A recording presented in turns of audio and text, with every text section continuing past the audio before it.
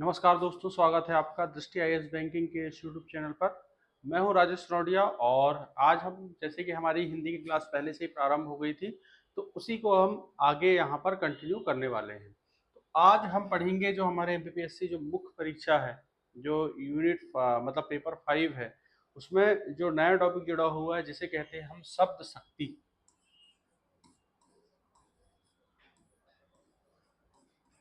जो टॉपिक जुड़ा हुआ है उसको आज हम यहाँ पर पढ़ने वाले हैं।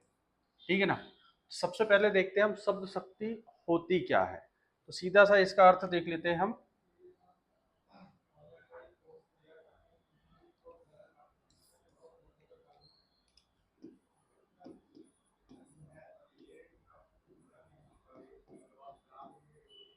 किसी अर्थ को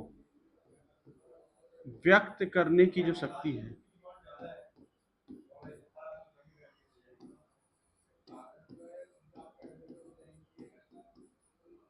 ठीक है ना, उसे ही क्या कहेंगे हम?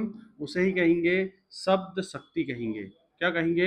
उसे ही कहेंगे शब्द शक्ति। ठीक है ना। कहने का तात्पर्य है कोई शब्द है वह कितने अर्थ या कितने भावों को व्यक्त करता है, वह उसकी क्या कहलाती है? शब्द शक्ति कहलाती है। ठीक है।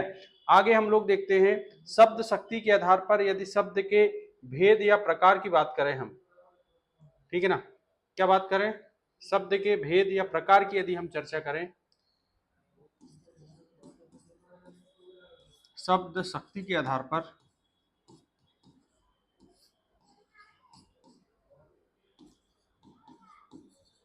शब्द के भेद या प्रकार यदि हम देखें, ठीक है ना, तो इसके तीन भेद या प्रकार हैं। ठीक है ना। पहला हम बात करें वाचक शब्द, दूसरा लक्षक शब्द और तीसरा होता है व्यंजक शब्द। ठीक है। वाचक शब्द, लक्षक शब्द और व्यंजक शब्द। जो वाचक शब्द है,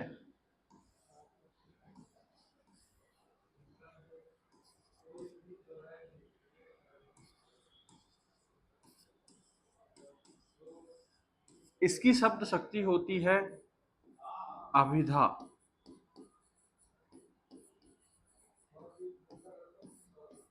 ठीक है। वहीं पे जो लक्षक शब्द होता है, ठीक है ना, इसकी शब्द शक्ति होती है लक्षणा। ठीक है ना। इसके अलावा जो व्यंजक शब्द है,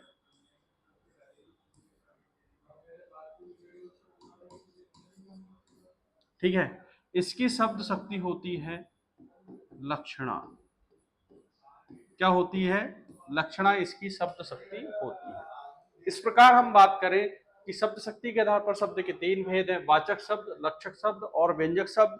और इन्हीं के आधार पर जो वाचक शब्द है इसकी शब्द शक्ति हो जाएगी अभिधा। ठीक है। जो लक्षक शब्द है इसकी शब्द शक्ति हो जाएगी लक्षणा और जो व्यंजक शब्द है इसकी शब्द शक्ति हो जाएगी लक्षणा।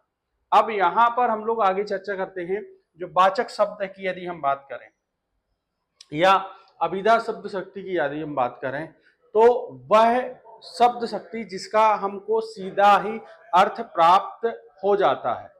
ठीक है ना। जिसका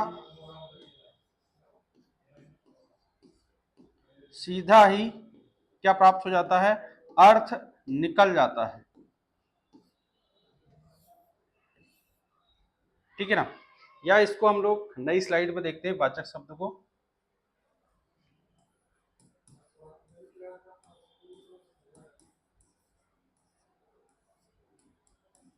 ठीक है ना। तो वह शब्द जिसका सीधा ही यदि अर्थ निकलता है, ठीक है ना, जिसका कैसा अर्थ निकलता है? सीधा यदि अर्थ निकलता है, ठीक है ना, इसकी शब्द शक्ति हो जाएगी, वाचक शब्द है तो इसकी शब्द शक्ति हो जाएगी अभिधा। कौन सी शब्द शक्ति हो जाएगी? अभिधा इसकी शब्द शक्ति जो है। वाचक शब्द कौन से शब्द कहलाएंगे? वह शब्द जिनका सीधा ही अर्थ निकलता है वाचक शब्द से कहलाएंगे, और इनकी शब्द शक्ति कौन सी हो जाती है? अभिधा हो जाती है। एक उदाहरण के तौर पर यदि हम देखें, ठीक है ना,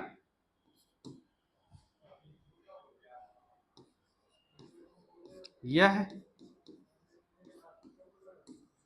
गाय है, ठीक है ना। यहां पर हम किसकी बात कर रहे हैं?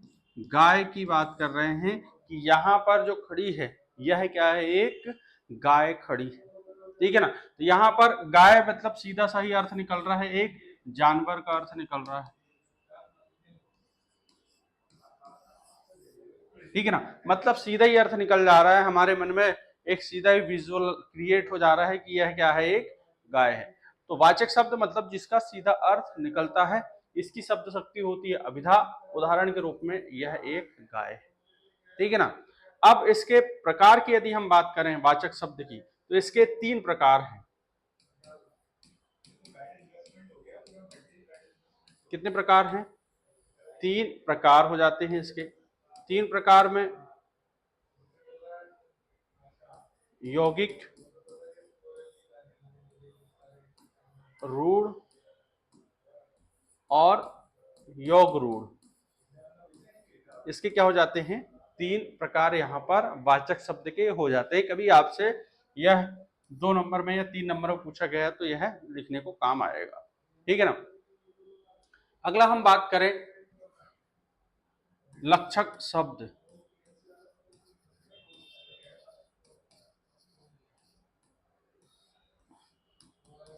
ठीक है ना। मतलब जिसका सीधा अर्थ ना निकलकर किसके आधार पर अर्थ निकलता है?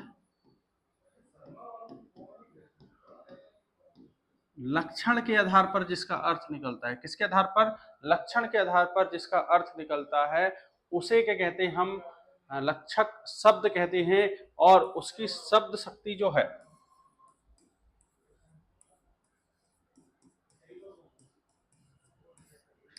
इसकी शब्द शक्ति कौन सी हो जाएगी? तो लक्षणा इसकी शब्द शक्ति हो जाएगी। कौन सी शब्द शक्ति हो जाएगी इसकी? तो लक्षणा इसकी शब्द शक्ति होने वाली है, ठीक है ना। आगे यदि हम उदाहरण के तौर पर देखें, हम इसे उदाहरण के तौर पर यदि हम देखें, ठीक है ना, तो उदाहरण देखते हैं। सीता तो क्या है? गाय है, ठीक है ना। या हम बात करें रामू गधा है, ठीक है ना। सीता गाय है और रामू क्या है? गधा है। मतलब यहां पर गाय की जो तुलना की जा रही है वो किससे की जा रही है? सीता से की जा रही है। सीता की तुलना किससे की जा रही है? गाय से की जा रही है। और रामू की तुलना किससे की जा रही है? यहाँ पर गधे से की जा रही है। सीता गाय है मतलब सीता कैसी है? यहाँ पर सीधी सादी है बेचारी,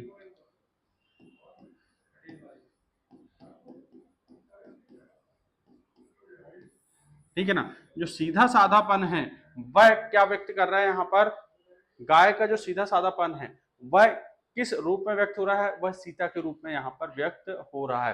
रामू गधा है मतलब पढ़ने में एकदम बेकार टाइप का है, मतलब उसको बिल्कुल भी कुछ समझ नहीं आता है, जो भी बताओ बस सर हिला देता है वह। तो यहाँ पर रामू गधा है मतलब पढ़ने में एकदम वह अच्छा नहीं है, मतलब उतने बेहतर तरीके से वह नहीं पढ़ पाता है। तो यहाँ पर रामू जो है वह कैसा है? गधा। यहाँ पर जो गधा शब्द है वह उसकी क्या व्यक्त कर रहा है? लक्षण को व्यक्त कर रहा है। तो यह शब्द शक्ति क्या हो जाएगी? लक्षणा शब्द शक्ति हो जाएगी। अब आगे हम लोग चर्चा करते हैं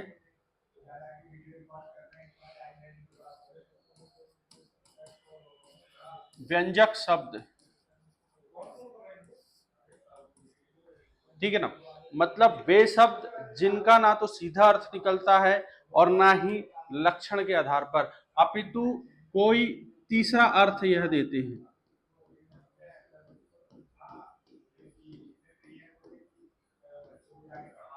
ठीक है ना। कौन सा अर्थ देते हैं, कोई तीसरा या कोई अन्य अर्थ यह देते हैं, तो इनकी जो शब्द शक्ति हो जाती है वह कहलाती है व्यंजना। इनकी शब्द शक्ति क्या कहलाती है, तो इनकी शब्द शक्ति कहलाती है व्यंजना। अब इसको उदाहरण के तौर पर हम लोग देखते हैं, ठीक है ना। जैसे मैंने लिखा, तुम तो ईद के क्या हो गए, चांद हो गए, ठीक है ना। तुम तो क्या हो गए, ईद के चांद हो गए, ठीक है ना। अब इसका अर्थ क्या हो जाएगा, मतलब बहुत दिनों बाद दिखाई देना। बहुत दिनों बाद क्या है, दिखाई देना, ठीक है ना। अब यहां पर इसको हम देखते हैं, ना तो इसका सीधा अर्थ निकल रहा है, ठीक है ना, ना ही लक्षण के आधार पर, अपितु यह जो वाक्य है कोई तीसरा ही अर्थ दे रहा है। इसलिए इसकी शब्द शक्ति जो है वह कैसी हो जाएगी, व्यंजना यहां पर हो जाएगी। किस प्रकार की शब्द शक्ति हो जाएगी, तो व्यंजना जो है वह इसकी शब्द शक्ति हो जाएगी, ठीक है ना। तो यह हमारी शब्द शक्ति की एक क्लास है, वह यहाँ पर कंप्लीट हो चुकी है। यह क्लास आपको कैसी लगी हमें कमेंट सेक्शन पर जाकर जरूर बताएं, ठीक है ना, ताकि हम आपके लिए इसी प्रकार आने वाले समय में नए नए वीडियो यहाँ पर आप लोगों के लिए लाते रहें, ठीक है ना। तब तक के लिए धन्यवाद।